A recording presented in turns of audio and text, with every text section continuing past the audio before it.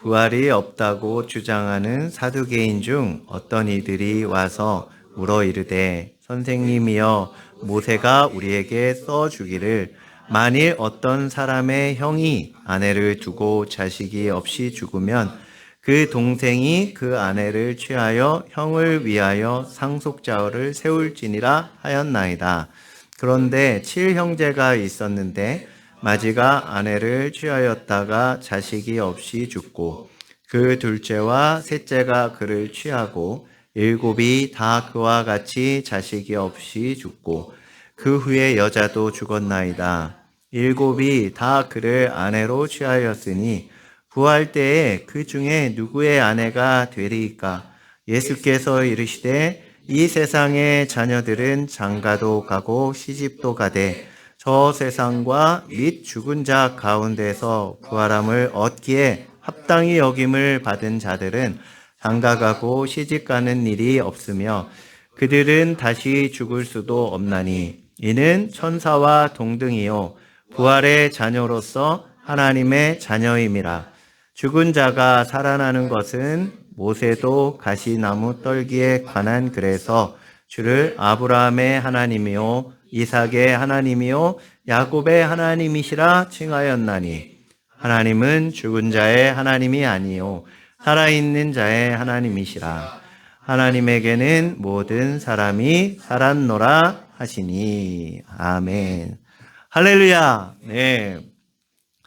여기에 예수님이 사역을 하시고 예수님이 많은 사람들이 무리가 엄청나게 따르고 기적을 행하시니까 사람들이 인산인해를 이루니까 이 바리새인과 사두개인들, 그 당시에 이 유대인의 지도자들은 굉장히 시기를 해가지고 어떻게든 예수님을 좀 꼬투리를 잡을까 하는 것이 그들의 최대 관심사였어요. 그 중에서 여기 사두개인들, 그 당시에 주름 잡던 그야말로 그 두 가지 파가 있었어요. 그게 누구냐면 바리새파하고 사두개파예요. 지금으로 말하면 바리새파는 바리새인들이라고 하죠. 그래서 그들은 정통이에요. 정통 보수. 그래서 그야말로 성경 그대로 하나님의 말씀 그대로를 잘 믿고 지키는 자들. 그 다음에 또 한 파가 사두개파인데 이 사두개파들은 한마디로 영도 믿지 않고 부활도 믿지 않고 하여튼 영적인 것은 다 믿지 않아요. 육체만 있다고 생각을 하는 거죠. 그 이론이. 그래서 지금도 있어요. 지금도 똑같이 이렇게 신학 하는 사람 분들이 정통, 개혁 보수 이러한 말씀을 그대로 믿는 그런 사람들이 있는가 하면 신학자 중에서도 자유주의 신학자라고 그러죠. 그래서 심지어는 신학자인데 예수님을 안 믿는, 예수님을 부인하는, 영적인 것은 다 부인하는 그런 사람들이 여기 사두개파들이에요. 그러니까 어떻게든 예수님을 꼬투리를 잡아야 되는데 이 사두개파들이 뭘 꼬투리를 잡으려고 했냐면 부활이 있다고 하니까 말도 안 되는 예를 들었어요. 그러면서 어떤 거를 예를 들었느냐? 여기에 이 7형제가 있다고 가정을 해서 율법에는 만약에 맏형이 제일 장남이 장가를 들어가지고 아기가 없는데 죽었어요. 그러면 그 대를 잇기 위해서 율법에는 하나님께서 그 대를 잇는 것이 굉장히 중요하기 때문에 대를 이어주도록 동생이 형수를 취해서 결혼을 해서 대를 잇도록 했어요. 그것이 율법이에요. 근데 7형제가 있다고 가정을 한 거예요. 그러면서 예수님 앞에 질문을 하는 거예요. 7형제가 다 쭉 그냥 계속해서 결혼하고 또 형수를 결혼했는데 또 애가 없이 죽고 자손이 없이 죽어가지고 계속 다 죽어가지고 7명이 다 그렇게 죽었다. 그러면 7명하고 다 결혼한 거잖아요. 그러면 부활 후에는 그러면 누구의 아내가 되는 겁니까? 하고 자기들 딴에는 굉장히 곤란한 질문이라고 생각해서 예수님 앞에 그 질문을 한 거예요. 예수님이 뭐라고 하셨냐면 한마디로 38절의 결론을 맺으세요. 하나님은 죽은 자의 하나님이 아니고 살아있는 자의 하나님이시다. 그러면서 이 너희들이 영적인 것을 몰라서 그러는데 부활 후에는 여기 35절에 보면 장가가고 시집가는 일이 없으며 그들은 다시 죽을 수도 없다. 천사와 동등이다. 이거는 천사처럼 이렇게 그런 존재가 된다는 게 아니라 사람은 사람이에요. 근데 천사가 특징이 뭐냐면 성이 없다는 거예요. 그러니까 그런 면에서 천사처럼 된다. 이런 뜻이거든요. 그래서 부활의 자녀로서 우리는 다 같은 하나님의 자녀다. 그래서 교회에 오면 옛날에 저도 이제 처음 교회 왔을 때 저는 교회를 전혀 몰랐거든요. 고등학교 졸업할 때까지. 그때 처음 나왔는데 제일 어색했던 게 뭐냐면 서로 청년부에 가서 뭐라고 부르죠? 서로? 형제님, 자매님 이렇게 부르잖아요. 되게 이상했어요, 처음에. 그렇지 않아요? 형제님, 자매님. 그러니까 이게 하나님의 자녀로서 우리가 모두 하나님의 자녀로서 서로 자녀니까 우리 서로는 형제 자매라는 거예요. 한마디로 심지어는 여러분의 부모님이 같이 예수님을 믿는다. 여러분의 자녀가 예수님을 믿는다면 천국에서는 형제 자매로 부르는 거예요. 왜냐하면 하나님의 자녀이기 때문에 동일하게. 심지어는 우리의 조상들이 예수님 믿었다 그래도 아무리 나이 차이가 많더라도 형제예요. 자매예요. 부부도 마찬가지. 그러면 어떤 분은 천국 가기 싫다. 결혼하는 게 없네. 그럼 무슨 낙으로 사나. 그게 인간적인 생각이에요. 사두개인들이 생각하는 전혀 이 자기들 수준에서 생각하는 거예요. 우리도 가끔 그런 분들이 있었어요. 저도 그런 분들을 경험했는데 그것 때문에 시험 드는 분들이 있었어요. 제가 섬기던 교회에서 이제 제자 훈련을 하는데 이 부분에 대해서 부활에 대해서 이렇게 이 부분에 대해서 얘기했어요. 그랬더니 상처가 있는 분이 계셨는데 남자분인데 자녀를 일찍 먼저 보낸 분이 있었어요. 너무너무 자녀를 사랑했는데 천국에 가면 이런 관계가 물론 기억은 하고 다 알지만 관계가 필요 없다라고 하니까 거기에 상처를 받아서 새신자였는데 성경 공부를 하면서 그 부분에서 걸려가지고 자기는 이제 천국 가면 사랑하는 자녀를 만나고 싶어가지고 너무너무 그게 이제 소망이었는데 없다 그러니까 그런 게 상관없다고 하니까 너무 거기에 상처를 받아서 교회를 떠나더라고요. 그러니까 그거는 이 사두개인들도 이랬는데 영적인 것을 자기 생각대로 판단을 하기 때문에 그래요. 우리가 천국은 너무 지루할 것 같다. 재미없으면 어떡하나. 그거는 내 생각이에요. 정말 영광스럽고 주님 앞에서 다른 것들이 생각나지 않고 보이지 않을 만큼 주님과 나와의 관계가 확실하잖아요. 천국에서는. 그러면 그것만으로도 영원토록 기뻐하고 즐거워하고 찬양하고 그럴 수 있는 곳이 천국이에요. 이 땅에 살면서 그런 것들이 굉장히 중요해 보이지만 그 영적인 이 세계에서는 그렇지 않다는 거예요. 그러니까 이 말씀에 대해서 하나님의 기준으로 우리가 생각하지 않고 자기 생각대로 믿는 사람들은 이런 시험에 들 가능성이 있어요. 사두개인들도 그랬고. 그러니까 예수님이 이 부분을 지적해 주신 거예요.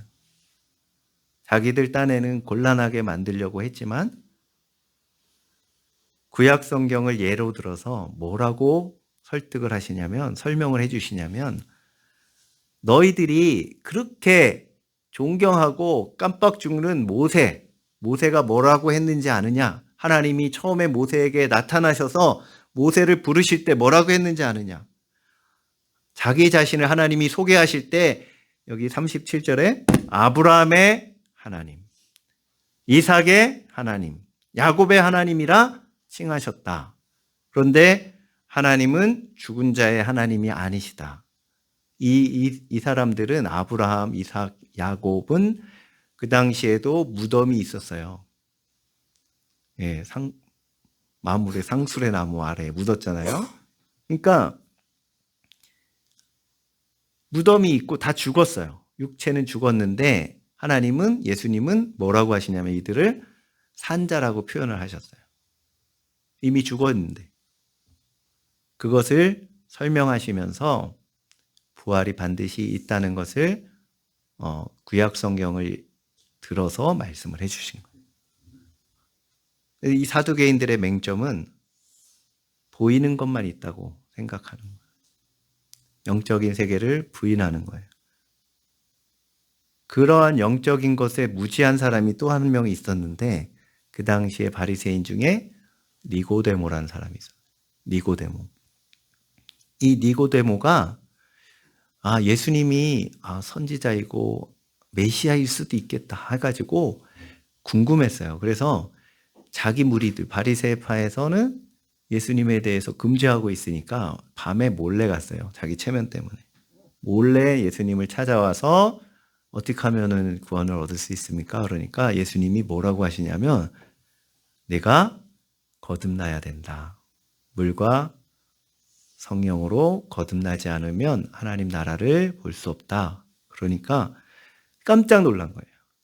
니고데모가 아니 그러면 다시 아기가 되고 다시 엄마 뱃속으로 들어갔다가 다시 태어나야 된다는 말입니까? 라고 하니까 예수님이 약간 책망하시면서 네가 선생이 돼가 이스라엘의 선생이 돼서 그것도 모르느냐 하시면서 이 말씀을 하셨어요. 요한복음 3장 6절에서 7절입니다. 같이 한번 읽어볼까요? 앞에 오고 같이 시작. 육으로 난 것은 육이요 영으로 난 것은 영이니 내가 내게 거듭나야 하겠다는 말을 놀랍게 여기지 말라. 이 니고데모는 육만 생각한 거예요. 육체가 다시 엄마 뱃속에 들어갔다 나와야 됩니까? 예수님은 영을 말씀하신 거거든요. 그 영이 다시 태어나야 된다. 그러면 전제 조건은 그 영이 죽었다는 거잖아요. 그러면 영이 어떤 건가요? 영. 그래서 이 부활을 알려면 이 영에 대해서도 깨달아야 돼요. 하나님의 생명에 대해서. 이 죽음이라는 것도 깨달아야 돼요. 우리의 육체는 분명히 죽어서 흙으로 돌아가고 사라지지만 우리의 영은 그러면은 없어지는 건가요? 죽으면? 그것이 아니에요. 영은 하나님께로부터 왔기 때문에 창세기에 보면 하나님이 사람을 흙으로 만드시고 뭘 하시죠? 그 코에 생기를 불어넣으시니 생명이 된지라. 영적인 존재예요, 사람은. 우리의 진짜 사람은 우리 속에 있는 우리의 영혼이에요. 우리의 영혼이 우리 사람이에요. 육체 안에 사는 것뿐이에요. 그래서 육체는 죽음이란 단어는 다른 말로 분리라는 거예요. 분리. 육체의 죽음, 그거는 영혼과 육체가 분리되면 그게 육체의 죽음이라고 해요. 그러면 영혼은 어떻게 죽느냐? 영혼은 우리는 이미 죽어서 태어나요. 영혼은 하나님께로부터 왔잖아요. 그 하나님과 분리된 것이 영혼의 죽음이에요. 그래서 우리가 자연적인 죄악이 있는 우리 자연인은 죽어서 태어나요. 영이. 하나님과 분리되어서. 그런데 이 땅에 사는 동안 예수님을 나의 구주로, 나의 하나님으로, 나를 대신해서 죽으신 예수님의 그 속죄사역 십자가를 믿을 때 우리는 다시 하나님의 영과 하나 돼요. 예수님을 믿는 순간 우리 안에 성령이 오셔서 우리의 영이 성령과 하나 되는 거예요. 그래서 살아나는 겁니다. 그거를 거듭난다. 중생이라. 어려운 말로. 그것이 예수님이 말씀하시는 거듭남이에요. 그러니까 우리 영이 하나님께로부터 와서 하나님과 연합된 것을 살아났다고 표현하는 거예요. 그리고 둘째 사망이라고 표현한 우리 요한계시록 먼저 볼까요? 요한계시록 20장 넘겨서 같이 한번 읽어볼게요. 시작. 이 첫째 부활에 참여하는 자들은 복이 있고 거룩하도다. 둘째 사망이 그들을 다스리는 권세가 없고. 여기 둘째 사망이 나오죠. 첫째 사망은 뭐예요? 육체 사망. 그리고 둘째 사망은 우리의 영혼이 영원히 하나님 아버지와 분리되는 곳. 그것이 뭐예요? 이제는 기회가 없는 영원히 분리된 곳이 지옥이에요. 그게 형벌이에요. 그게 둘째 사망이에요. 우리는 그 전에 우리가 살아있는 동안에 유일한 기회가 있는 거예요. 우리의 영이 다시 하나님과 하나 될 수 있는, 살아날 수 있는 기회가 유일하게 있다는 거예요. 그래서 우리의 안에는 생명이 들어와야 돼요. 우리가 부활에 대해 정확히 깨닫기 위해서는 하나님의 생명이 어떠한 것인지를 알아야 되는 거예요. 하나님의 생명. 이 요한복음에는 이 생명에 대한 말씀이 굉장히 많이 나오는데 이 원어로는 조에라고 해요. 하나님의 생명, 영생, 생명 그럴 때 하나님의 생명. 주님께서 이 말씀을 하셨어요. 요한복음 10장 10절 한번 볼게요. 다시 돌아가서 같이 시작. 도둑이 오는 것은 도둑질하고 죽이고 멸망시키려는 것뿐이요. 내가 온 것은 양으로 생명을 얻게 하고 더 풍성히 얻게 하려는 것이라. 예수님이 오신 목적이 뭐라고요? 양으로 생명을 얻게 하고. 이 생명, 이 단어가 조예예요. 하나님의 생명. 그냥 생명이 아니라 하나님의 생명을 얻게 하기 위해. 그게 다른 말로는 영생. 하나님의 생명이 들어올 때 우리는 영생하는 거예요. 그 생명을 얻게 하고 더 풍성히 얻게 하려는 것이 예수님이 이 땅에 오신 이유예요. 그래서 우리의 영혼은 사라지는 게 아니에요. 죽는다고 끝나는 게 아니에요. 없어지는 게 아니에요. 영원 불멸이에요. 왜요? 하나님께로부터 왔기 때문에 그래요. 하나님의 그 코에 생기를 불어넣으셔서 생명이 됐기 때문에 영원한 거예요. 그래서 예수님 안에 그 생명이 있다고 말씀을 하십니다. 요한복음 5장 26절도 한번 읽어볼게요. 같이 시작. 아버지께서 자기 속에 생명이 있음 같이 아들에게도 생명을 주어 그 속에 있게 하셨고. 여기 아버지께서 자기 속에 생명이 있다. 이 말씀, 이게 바로 조예예요. 하나님의 생명이 있었는데 그것을 예수님께 주셨고 우리 안에도 이 생명이 온다는 거예요. 우리가 예수님을 믿는 순간에 이 생명이 우리 안에 들어온다. 이때 이것까지 이해하시고 그 다음에 그것을 29절에 5장 29절에 다음에 한번 읽어볼게요. 시작. 선한 일을 행한 자는 생명의 부활로 악한 일을 행한 자는 심판의 부활로 나오리라. 부활 그러면 우리는 예수님 믿으면 부활합니다 하고 예수님 믿는 사람만 부활할 거라 생각을 하잖아요. 분명히 말씀하십니다. 예수님이. 무슨 부활도 있다고요? 심판의 부활. 사람은 영적인 존재이기 때문에 이 영은 사라지는 게 아니기 때문에 둘 중에 하나라는 거예요. 둘 다 살아나요. 그러니까 부활을 해요. 부활을 하는데 예수님 믿는 사람은 생명의 부활로, 그렇지 않은 사람은 심판의 부활로. 그래서 영원히 지옥에 가는 거예요. 그래서 이 영적인 것의 죽음에 대해서는 하나님과 관계가 어떠냐에 따라서 결정이 되는 거예요. 육체는 그냥 영혼과 분리되면 그것이 죽음이지만 우리의 영은 하나님과 분리되어 있으면 죽음이에요. 반대로 하나님과 연합되어 있으면 살아있는 사람인 줄로 믿습니다. 그래서 오늘 특별히 진짜 벚꽃이 여기에도 이 아델리움에도 엄청 아름답더라고요. 그런데 여러분이 기억하시겠지만 한겨울에 어땠어요? 얼마 전에 이 나무들이, 특히 이 앞에 있는 나무는 이렇게 창밖에 보면 완전 까매요. 그래가지고 그냥 봐서는 한겨울에 보면 그냥 죽어 있는 것 같이 보여요.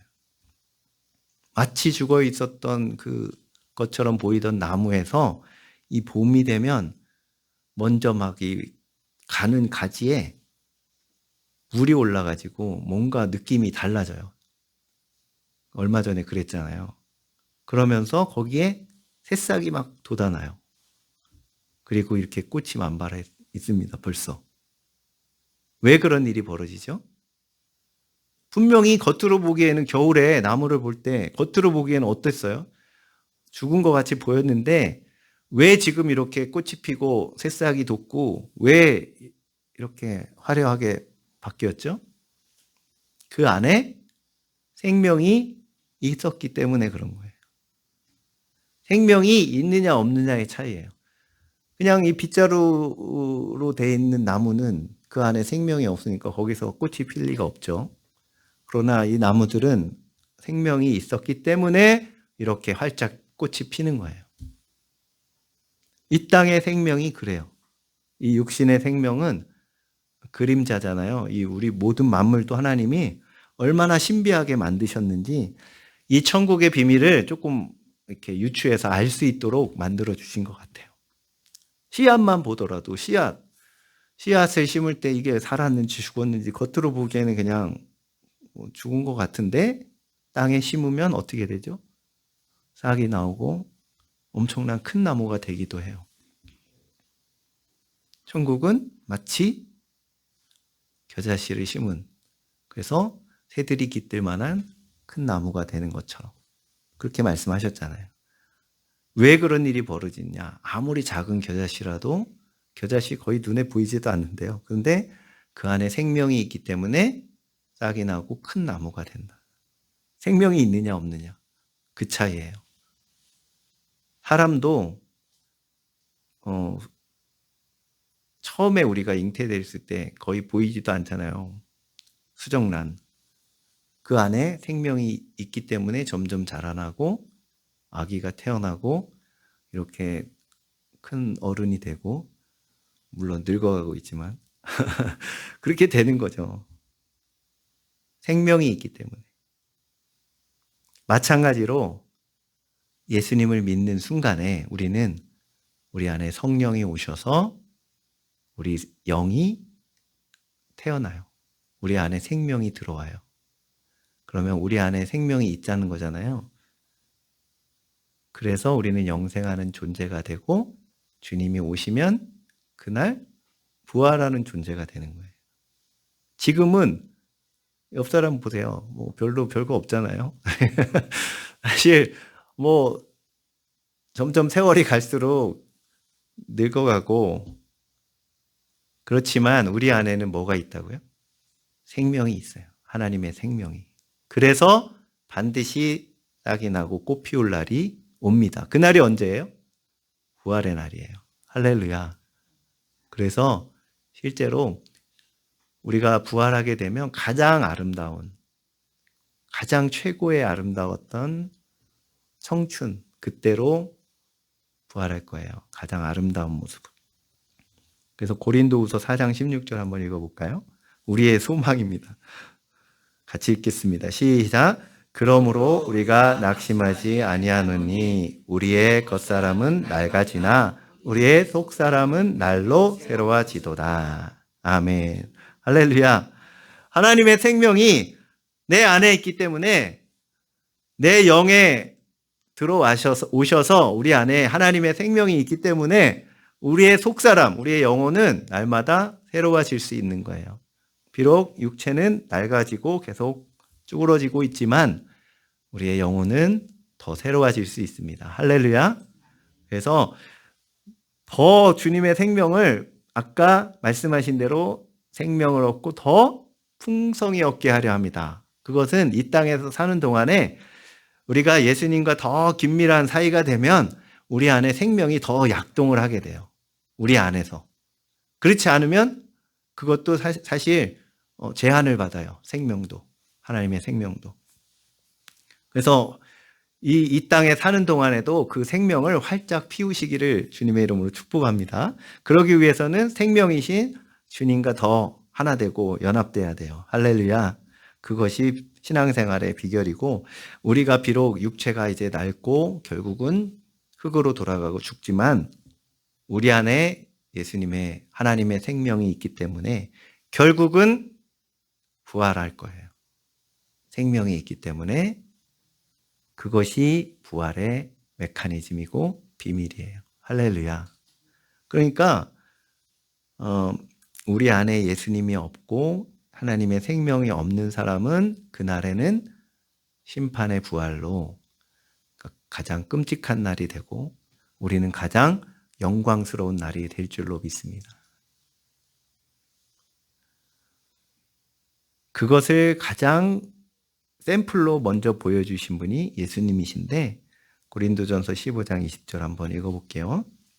같이 시작. 그러나 시작. 그러나 이제 그리스도께서 죽은 자 가운데서 다시 살아나사 잠자는 자들의 첫 열매가 되셨도다. 아멘. 우리 장례식에 가면 저는 이 단어가 제일 위로가 돼요. 잠잔다. 성도들의 죽음은 잔다 이렇게 표현하셨어요. 나사로를 향해서도 잔다.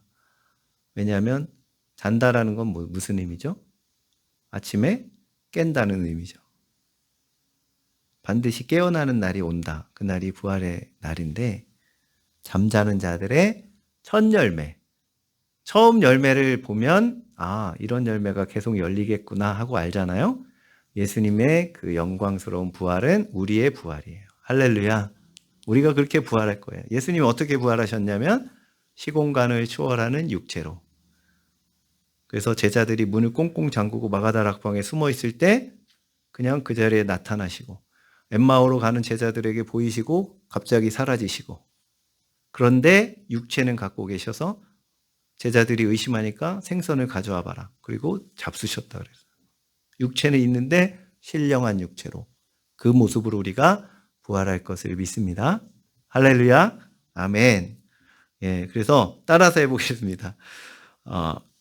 하나님의 생명이 내 안에 있다. 다시 한번. 하나님의 생명이 내 안에 있다. 하나님의 생명이 내 안에 있다. 하나님의 생명이 내 안에 있다. 할렐루야. 얼마나 감사한지. 이 선포를 늘 하시기를 바라요. 만약에 힘든 일이 있거나 그럴 때에도 이 선포가 얼마나 위로가 되는지 몰라요. 하나님이 생명이 내 안에 있다. 그래서 하나님의 생명이 내 안에 있음을 꼭 기억하시고 상기하시고 자꾸 되뇌이시고 더 풍성히 얻으시기를 주님의 이름으로 축복합니다. 그것이 예수님이 십자가에서 고난당하시고 죽으신 이유. 그래서 그것을 꼭 이루어내시기를 주님의 이름으로 축복합니다. 그래서 여기에 말씀대로 아브라함의 하나님이요 하셨던 그 하나님이 각자 자신의 이름을 한번 넣어보세요. 남수의 하나님. 이런 하나님이 이런 말씀을 하시면 얼마나 감사해요. 감격해요. 이 예수님의 십자가 공로로 우리 이름을 넣어서 하나님이 내가 너의 하나님이다 이렇게 하신다는 것이 얼마나 큰 영광인지 우리 깨닫게 되시기를 주님의 이름으로 축복합니다. 부활은 산자들의 것이에요. 우리는 살아있는 자예요.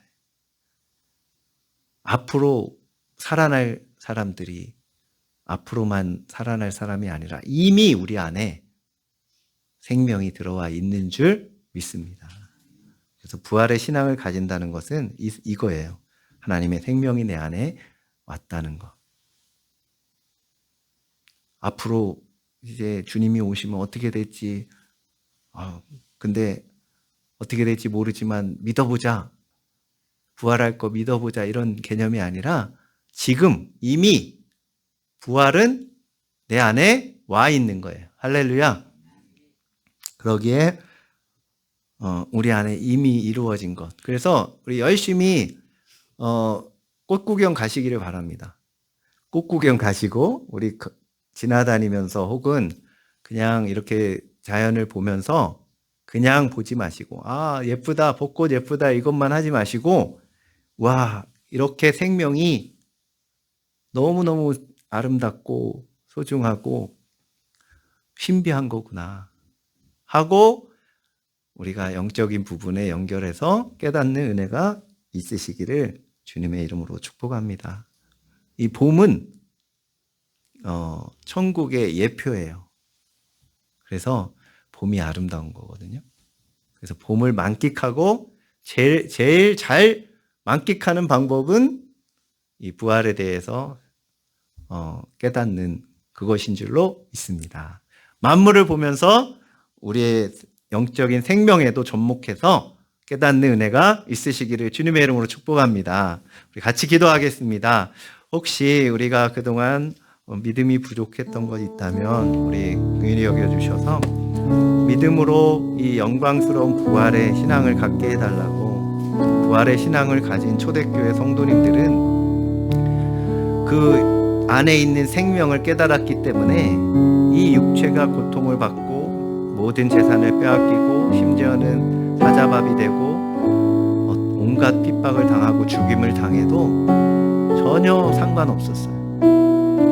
부활의 신앙을 갖고 있었기 때문에 이길 수 있었어요. 우리도 그러한 신앙을 주시고 믿음을 더해 달라고 우리 각자 기도하도록 하겠습니다.